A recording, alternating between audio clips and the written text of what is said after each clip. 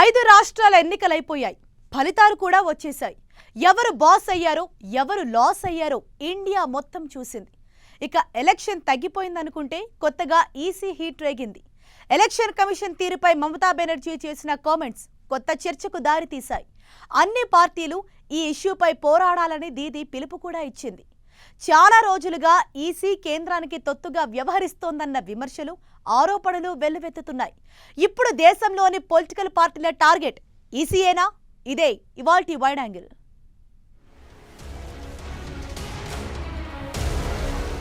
An election commission, I must say, how they fought with us, just like a BJP spokesperson.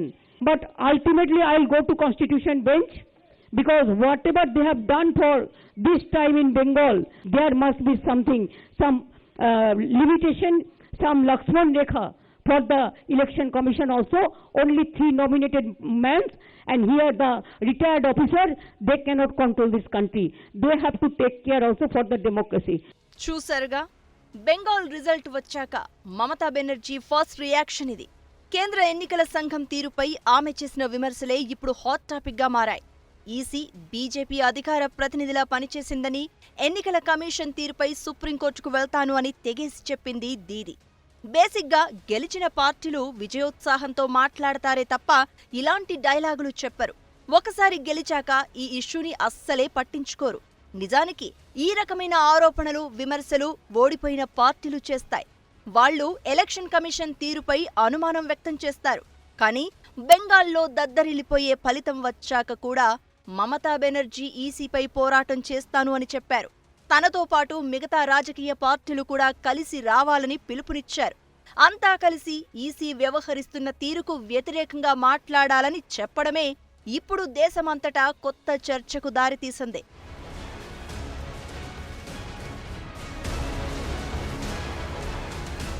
కేవలం మమతా బెనర్జీ ఒక్కరే కాదు, election strategist Prashanth Kishore కూడా ఎన్నికల commission తీరుపై చాలాసార్లు మాట్లాడారు. ఈసీ కేంద్రానికి అనుకూలంగా పనిచేస్తోందని ముందు నుంచి చెబుతూనే ఉన్నారు. అధికారాన్ని అడ్డం పెట్టుకుని ఎలక్షన్ కమిషన్ని కేంద్రంలో పవర్లో ఉన్న బీజేపీ వాడుకుంటోందని ప్రశాంత్ చాలాసార్లు అన్నారు. వీళ్లకంటే ముందు చాలా మంది అపోజిషన్ పార్టీల నేతలు కూడా ఇదే విషయాన్ని ప్రస్తావించారు.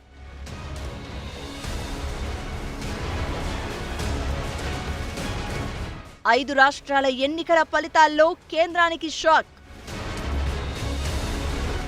బీజేపీ ఆశలను గల్లంతు చేసిన బెంగాల్ పబ్లిక్. తమిళనాడులో కమలనాథులకు తప్పని షాక్. కేరళలో బీజేపీ వైపు అసలే చూడని ప్రజలు. ఇవన్నీ మళ్లీ ఎందుకు చెప్పాల్సి వస్తుందంటే అసలు విషయం ఇందులోనే ఉంది కాబట్టి. 5 రాష్ట్రాల ఎన్నికల్లో 3 మేజర్ స్టేట్స్లో బీజేపీ దెబ్బతింది. బెంగాల్లో పరువు దక్కినా అధికారం చేపడతామని గర్వంగా చెప్పిన మాటలు మాటల్లాగే మిగిలిపోయాయి. తమిళనాడులోనూ అదే జరిగింది. అన్నాడీఎంకేతో కలిసి రాష్ట్రంలో ఉనికి చాటుకుందామనుకుంటే కేవలం 1 సీటుతో సరిపెట్టుకోవాల్సి వచ్చింది. ఇక కేరళలో అయితే అక్కడి జనం బీజేపీ అనేది ఒకటుందని కూడా గుర్తించలేదు. మళ్లీ లెఫ్ట్ ఫ్రంట్కే పవర్ ఇచ్చారు. కానీ ఈ 3 రాష్ట్రాల్లో గెలిచేందుకు కేంద్రంలో ఉన్న బీజేపీ తనకున్న శక్తియుక్తులన్నింటినీ వాడింది. అయినా ఏం చెయ్యలేకపోయింది, ఫలితాన్ని మార్చలేకపోయింది.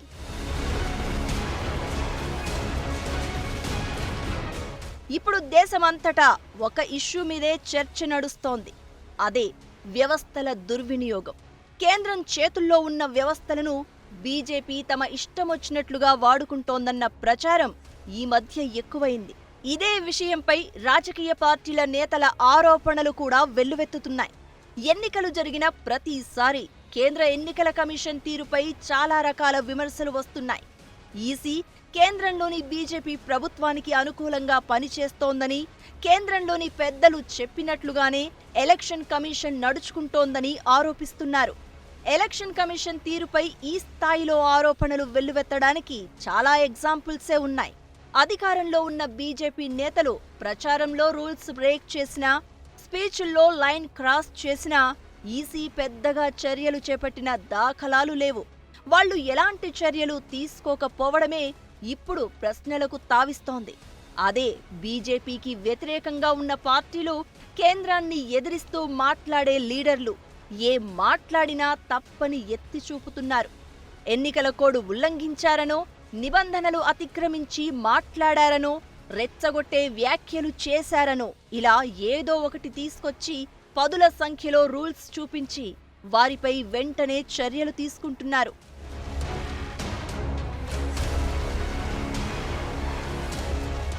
ఆ రాష్ట్రం ఈ రాష్ట్రం అనే తేడాలేమీ లేవు.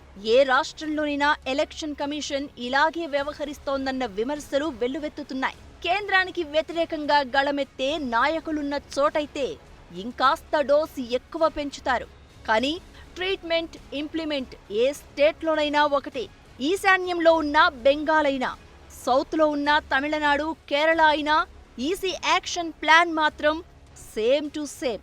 బెంగాల్ ఎన్నికల ప్రచారంలోనూ ఈ విషయం కొట్టొచ్చినట్లు కనిపించింది. బెంగాల్ ఎన్నికల్లో మమతా బెనర్జీ ఒకసారి తన స్పీచ్లో మతం గురించి మాట్లాడింది. దీంతో ప్రచారం నుంచి ఒకరోజు మమతను ఈసీ సస్పెండ్ చేసింది. దీనిపై పెద్ద రాజకీయ దుమారమే రేగింది. బీజేపీ చేసే ప్రచారమంతా మతం మీదే ఉంటుంది. అలాంటప్పుడు బీజేపీ నేతలను సస్పెండ్ చేయకుండా ఒక్కసారి మాట్లాడినందుకే మమతపై ఈసీ చర్యలు తీసుకుంటుందా అంటూ నిలదీశారు టీఎంసీ నేతలు. ఈ విమర్శలు, ఆరోపణలు చూస్తుంటే సెంట్రల్ ఎలక్షన్ కమిషన్ స్వతంత్రంగా పనిచేస్తోందా అన్న అనుమానాలు కలుగుతున్నాయి. బీజేపీ నేతలు ఏం మాట్లాడినా వినపడనట్లుగా, కనపడనట్లుగా ఉండి కేవలం అపోజిషన్ పార్టీ నేతల మీదే చర్యలు తీసుకోవడం ఇప్పుడు చర్చనీయాంశమైంది. నిజానికి ఎన్నికల సంఘం సభ్యులను కేంద్రమే నేరుగా నియమిస్తుంది. అందువల్ల వాళ్లంతా కేంద్రానికి అనుకూలంగానే పనిచేస్తారనే ప్రచారం ఉంది. అదిప్పుడు ఎంతలా మారిపోయిందంటే కేంద్ర ప్రభుత్వంలోని పెద్దల డైరెక్షన్లోనే ఎలక్షన్ కమిషన్ పనిచేస్తుంది అన్న స్థాయికి పడిపోయింది. ఎలక్షన్ కమిషన్ కేంద్ర ప్రభుత్వానికి తొత్తుగా పనిచేస్తుంది, మాకనే వ్యతిరేకంగా చేస్తుంది అని రాజకీయ పార్టీలు ఒకళ్ళ మీద ఒకళ్ళ ఆరోపణలు ఎప్పుడైనా చేసుకుంటున్నారు. కొంత నిజం కూడా ఉన్నది. చాలా వరకు ఎలక్షన్ కమిషన్ ఉన్న చట్టాలని సరిగ్గా చేస్తే చాలా న్యాయంగా ఎలక్షన్స్ జరుగుతాయి. కానీ ఏ రాజకీయ పార్టీ ఉండినా ఎలక్షన్ కమిషన్ ఒక రకంగానే పనిచేస్తుంది. చట్టాల్లో నీరసం ఉంటే ఎవరిని బ్లేమ్ చేయాలి? కాంగ్రెస్ పార్టీని చేయాలి, బీజేపీని చేయాలి, ప్రాంతీయ పార్టీలు చేయాలి. వాళ్ళు ఎందుకు కొత్త చట్టాలు తీసుకొచ్చి గట్టిగా బిగించే పరిస్థితి ఎందుకు చేయట్లేదు? వాళ్ళు అందరూ రిటైర్డ్ అయిన ఆఫీసర్ని లేకపోతే రిటైర్డ్ అయిన జడ్జెస్ని ఎలక్షన్ కమిషనర్గా పెట్టి వాళ్ళకి డిస్క్రిషనరీ పవర్స్ ఇచ్చి ఇష్టం వచ్చినా చేసుకోమని చెప్పింది ఈ రాజకీయ పార్టీలే కదా.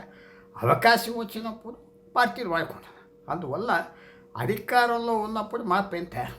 ఎలక్షన్ కమిషన్ వ్యవహరిస్తున్న తీరు ప్రజాస్వామ్యానికి విరుద్ధమని, భవిష్యత్తులో ఇది ప్రమాదకరంగా మారే అవకాశం ఉందని రాజకీయ విశ్లేషకులు హెచ్చరిస్తున్నారు. ఇదిలాగే కంటిన్యూ అయితే అంతమనేది ఉండదని, వ్యవస్థల దుర్వినియోగం మంచిది కాదని రాజకీయ పార్టీలు కూడా అభిప్రాయపడుతున్నాయి.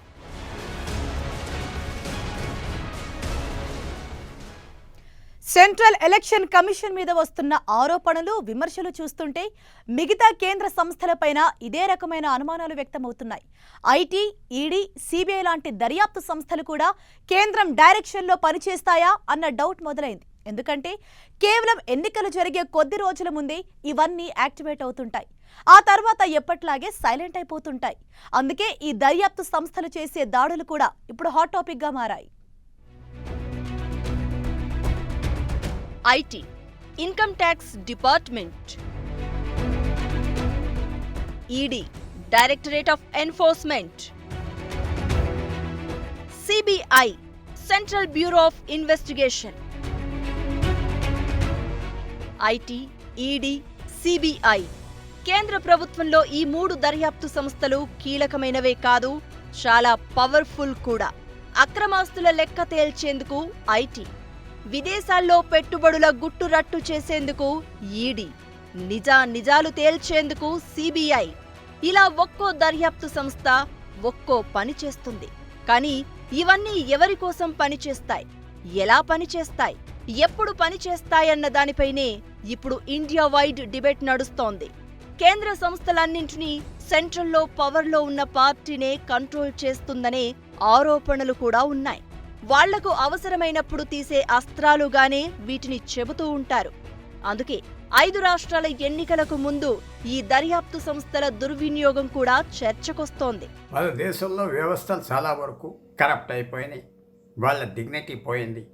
బ్యూరోక్రసీ ఇష్టం వచ్చినట్టుగా ఆఫీసర్లు ఎవరైతే మన రాజ్యాంగాన్ని కాపాడాలో ఆఫీసర్లకి సివిల్ సర్వీస్ పెట్టి వాళ్ళు ఎవరిని డిస్మిస్ చేయడానికి లేదంటే రాజకీయ నాయకులకు జడిసి వాళ్ళు చెప్పిన చేయటం, వాళ్ళ దగ్గరికి ఐఏఎస్ ఐపీఎస్ ఆఫీసర్ స్నేహం కోసం వెళ్ళటం తప్పకుండా చెడ్డైపోయింది. రాజకీయ నాయకులు అలాగ ఉన్నారు, ఆఫీసర్లు కూడా సివిల్ సర్వీస్ కూడా అలాగే ఉన్నారు. అలాగే జ్యుడిషియరీ మీద కూడా మనం చూస్తున్నాం, డిలే జరుగుతూ ఉన్నాయి, వాళ్ళ మీద కూడా ఆరోపణలు వస్తున్నాయి. అన్ని విధాలుగా వ్యవస్థలు కరిగిపోతున్నాయంటే ప్రజలు అలర్ట్గా ఉండాలి. ఎవరో రాజకీయ నాయకులు, ముఖ్యమంత్రి, ప్రధానమంత్రి ఒక వ్యక్తి మాత్రం ఏం చేయలేరు. అంటే మనం జాగ్రత్తగా అన్ని సమయంలో ప్రజలు కాసుకోవాలి. కానీ ఎవరైతే వాళ్ళని సృష్టిస్తున్నారో, ఎవరైతే అధికారంలో ఉన్నారో వాళ్ళు తప్పకుండా ఆ వ్యవస్థను వాడుకోవటానికి చూస్తారు. ఐటీ, ఈడీ, సిబిఐ సరిగ్గా ఎన్నికల సీజన్కి కొన్ని రోజుల ముందు పనిచేయడం మొదలు పెడతాయనే అపవాదు ఎప్పటినుంచో ఉంది. కేంద్రానికి వ్యతిరేకంగా ఉన్న పార్టీ నేతల ఇళ్లపై ఐటీ, సిబిఐ, ఈడీ దాడులు జరుగుతాయి. నేరుగా వాళ్ల మీద చేయకపోయినా వారికి ఆర్థికంగా వెన్నుదన్నుగా ఉండే వాళ్ల కుటుంబ సభ్యులు, బంధువులు, సన్నిహితుల మీద రైడ్స్ జరగడం ఇప్పుడు సంప్రదాయంగా మారింది. ఎన్నికలకు ముందు యాంటీ బీజేపీ లీడర్ల ఆర్థిక మూలాలను దెబ్బతీసే ప్రయత్నాల్లో భాగమే ఈ ఐటీ, సిబిఐ దాడులు. బెంగాల్, కేరళ, తమిళనాడు ఎన్నికలకు ముందు కూడా ఇదే జరిగింది. కానీ బీజేపీకి ఒరిగిందేమీ లేదు. పైగా ఈ దాడులన్నీ యాంటీ బీజేపీ లీడర్లకే పొలిటికల్ మైలేజ్ తెచ్చిపెట్టాయి, పబ్లిక్లో క్రేజ్ సంపాదించి పెట్టాయి. రాష్ట్రాల్లో ఎన్నికలు అనగానే ప్రత్యర్థి పార్టీల నేతలను భయపెట్టేందుకు కేంద్రంలో ఉన్న బీజేపీ ఐటీ, సిబిఐ, ఈడీ లాంటి అస్త్రాలను ప్రయోగిస్తుందనే విమర్శలు ఉన్నాయి. ఎన్నికలకు కొద్ది రోజుల ముందు తమిళనాడులో డీఎంకే నేతలు, బెంగాల్లో టీఎంసీ లీడర్లు, కేరళలో లెఫ్ట్ పార్టీల నేతల ఇళ్లపై ఈడీ, ఐటీ, సిబిఐ దాడులు జరిగాయి. కీలక నేతలందరినీ కేంద్ర దర్యాప్తు సంస్థలు ప్రశ్నించాయి. కొందరి ఆస్తులను కూడా జప్తు చేశారు. కానీ బీజేపీ స్ట్రాటజీ ఆ పార్టీకి మేలు చెయ్యకపోగా పెద్ద దెబ్బే కొట్టింది. అటు బెంగాల్లో టీఎంసీ అభ్యర్థులు, ఇటు తమిళనాడులో డీఎంకే క్యాండిడేట్లు బంపర్ మెజారిటీతో విక్టరీ కొట్టారు.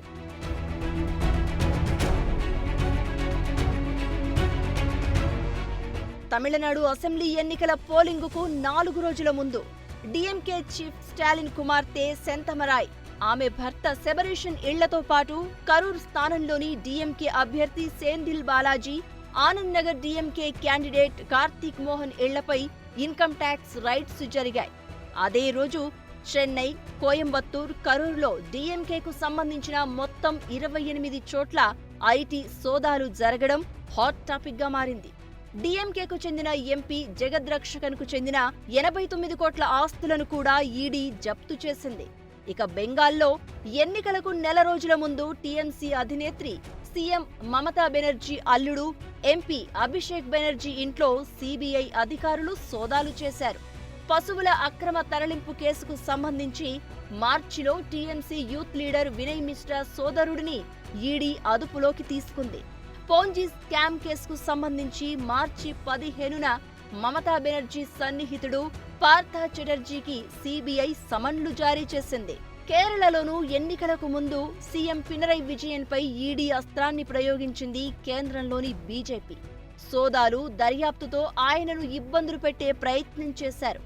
గోల్డ్ అక్రమ రవాణా కుంభకోణానికి సంబంధించిన కేసులో విజయన్కి సంబంధం ఉందంటూ కేసులో ప్రధాన ఆరోపణలు ఎదుర్కొంటున్న మహిళ స్వప్న సురేష్తో ఈడీ చెప్పించేందుకు ప్రయత్నించింది.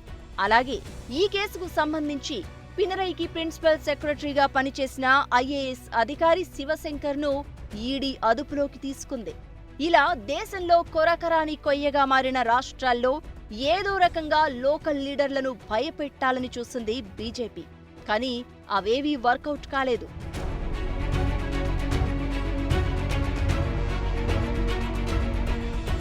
దేశంలో అసలు పట్టేలేని ఏమాత్రం ఉనికే లేని రాష్ట్రాల్లో ఎలాగైనా పాగా వెయ్యాలని బీజేపీ గట్టిగా ట్రై చేస్తోంది.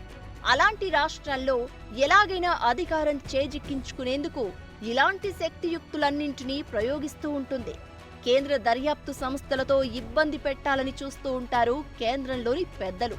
బీజేపీ బెదిరింపులకు లొంగి ఐటీ, ఈడీ, సిబిఐ దాడులకు భయపడి చాలా రాష్ట్రాల్లో చాలా మంది నేతలు కేంద్రం పెద్దలకు లొంగిపోయారు. కానీ మమత, స్టాలిన్, పినరై విజయన్ లాంటి వాళ్లు మాత్రమే బీజేపీ బెదిరింపులకు అదరలేదు, బెదరలేదు. పైగా ఎదురొడ్డి పోరాడి తిరుగులేని విజయాల్ని సొంతం చేసుకున్నారు. బీజేపీని ఓడించడం ఎలాగో ఎలక్షన్ స్ట్రాటజిస్ట్ ప్రశాంత్ కిషోర్ చెప్పారు.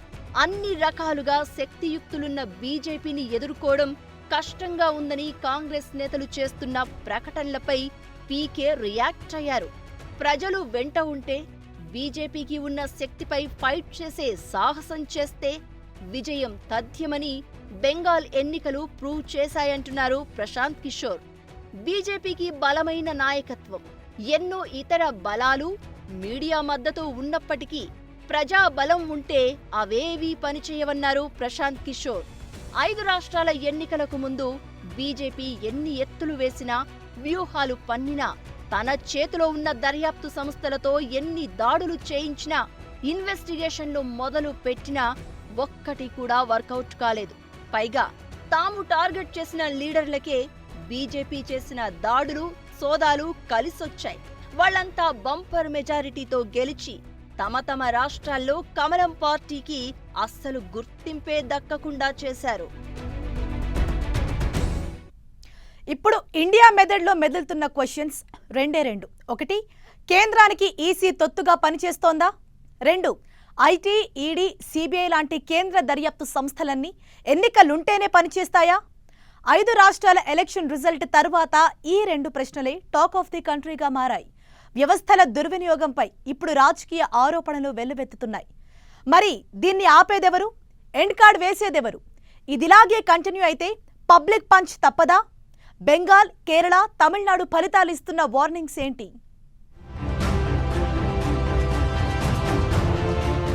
కేంద్రంలో ఉన్న సిస్టమ్ను ఇష్టం వచ్చినట్లు వాడడం ఇదేం కొత్త కాదు. సిబిఐ పంజరంలో చిలకన్న కామెంట్ చాలా ఏళ్లుగా వినిపిస్తోంది. అదొక్కటే కాదు, మిగతా దర్యాప్తు సంస్థలు కూడా కేంద్రం పెద్దల డైరెక్షన్లోనే యాక్షన్ మొదలు పెడతాయన్న అపవాదు కూడా ఉంది. వ్యవస్థల దుర్వినియోగం అన్న అంశం ఇప్పుడు కొత్తగా కేవలం బీజేపీ మాత్రమే మొదలుపెట్టిన కల్చర్ ఏమీ కాదు. గతంలో కాంగ్రెస్ అధికారంలో ఉన్నప్పుడు కూడా ఇదే జరిగింది. ఇప్పుడు బీజేపీ పవర్లోకి వచ్చాక కూడా అదే జరుగుతోంది. కాంగ్రెస్ తప్పితే బీజేపీ, బీజేపీ తప్పితే కాంగ్రెస్, ఈ రెండూ కాకుండా కొత్తగా మరో ఫ్రంట్ పవర్లోకి వచ్చినా ఇదే కంటిన్యూ అవుతుంది తప్ప అందులో ఎలాంటి మార్పు ఉండదనేదాకా తీసుకొచ్చేశారు. కానీ వ్యవస్థల దుర్వినియోగం ఇలాగే కొనసాగుతూ ఉండాలా? ఇదిలాగే కంటిన్యూ అయితే దీనికి అంతమెప్పుడు? దీనికి ఎండ్ కార్డ్ వేసే పార్టీ ఏది? రాజకీయ ప్రయోజనాల కోసం, పార్టీ అవసరాల కోసం కేంద్ర సంస్థలను ఇష్టమొచ్చినట్లుగా వాడడం, ప్రత్యర్థులపై అస్త్రాలుగా ప్రయోగించడం లాంటివన్నీ ఆపేదెవరు? ప్రభుత్వాన్ని నడిపేది, పాలన సాగించేది రాజకీయ పార్టీలే అయినప్పటికీ పార్టీల కంటే ప్రభుత్వాలే గొప్పవి. అందులో భాగమే సిస్టమ్. దానిని దుర్వినియోగపరచడం అనేది వ్యవస్థకే కాదు, దేశానికి, సమాజానికి కూడా చాలా ప్రమాదకరం. అందుకే ఈ నీతిమాలిన సంప్రదాయానికి ఎవరో ఒకరు ఫుల్ స్టాప్ పెట్టాలి. భవిష్యత్తులో వ్యవస్థల దుర్వినియోగం జరగకుండా చెయ్యాలి. కాదు, కూడదు, ఇదిలాగే కంటిన్యూ చెయ్యాలని చూస్తే జనాగ్రహానికి గురికాక తప్పదు. ఇందుకు 3 రాష్ట్రాల్లో వచ్చిన ఫలితాలే బిగ్ ఆన్సర్. ఈసీతో ఇబ్బంది పెట్టాలని చూసినా, ఈడీ, సిబిఐ, ఐటీ దాడులతో భయపెట్టాలని ప్రయత్నించినా 3 రాష్ట్రాల్లో బీజేపీ పాచికలు పారలేదు. బెంగాల్, కేరళ, తమిళనాడులో ఎలక్షన్ రిజల్ట్ బీజేపీ ఎత్తులు చిత్తైపోయాయని నిరూపించాయి. ఎన్నికలకు ముందు బీజేపీ చేసిన పనులన్నీ 5 రాష్ట్రాల ప్రజలు చూశారు. అందుకు తగ్గట్లుగానే బుద్ధి చెప్పారు. ఎన్ని రకాలుగా ట్రై చేసినా జనం కమలం పార్టీ వైపు అస్సలు వెళ్లలేదు. బెంగాల్లో బీజేపీ అగ్రనేతల సభలకు వచ్చిన జనాలకు, ఆ పార్టీకి వచ్చిన సీట్లకు అస్సలు సంబంధం లేదు. ఆ జనాలను చూసి బెంగాల్లో 200 పైనే సీట్లు గెలుస్తామని తొడగొట్టి మరీ చెప్పారు. కానీ బెంగాల్లో తృణమూల్ కాంగ్రెస్ కొట్టిన విక్టరీ ఇండియా మొత్తం రీసౌండ్ వచ్చింది. 213 స్థానాలను టీఎంసీ గెలుచుకుంటే బీజేపీ కేవలం 77 సీట్ల దగ్గరే ఆగిపోయింది. తమిళనాడులోనూ సేమ్ సీన్ రిపీట్ అయింది. అన్నాడీఎంకేతో పొత్తు పెట్టుకుని అధికారంలోకి రావాలని బీజేపీ పెట్టుకున్న ఆశలన్నీ పటాపంచలయ్యాయి. స్టాలిన్ ఒక్కరే దుమ్ము రేపారు. డీఎంకేకే సొంతంగా మెజారిటీ వచ్చింది. అంతేకాదు డీఎంకే కూటమికి మొత్తంగా 157 సీట్లొచ్చాయి. అన్నాడీఎంకేతో పొత్తు పెట్టుకున్నారు కాబట్టి ఆ 4 సీట్లైనా బీజేపీ గెలవగలిగింది. లేకపోతే అవి కూడా వచ్చే పరిస్థితి లేదంటున్నారు విశ్లేషకులు. కేరళలో అయితే అక్కడి ప్రజలు బీజేపీని అసలు లెక్కలోకే తీసుకోలేదు. మళ్లీ లెఫ్ట్ ఫ్రంట్కే అధికారాన్ని కట్టబెట్టారు.